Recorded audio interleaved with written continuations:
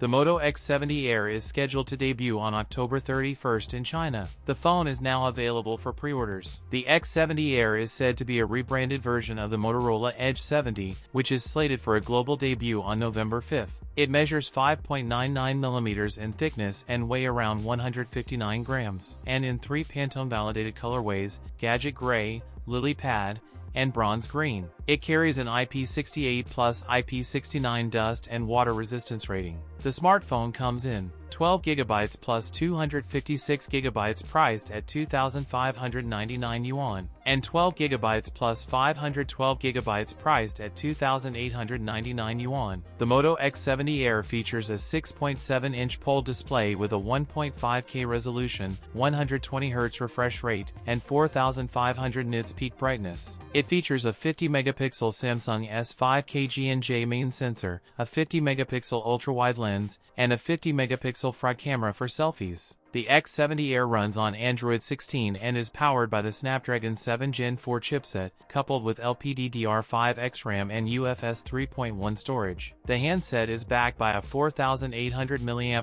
battery supporting 68W wired and 15W wireless charging. If you enjoyed it, don't forget to like, comment, and subscribe for more content. Thanks for watching, and I'll see you in the next one.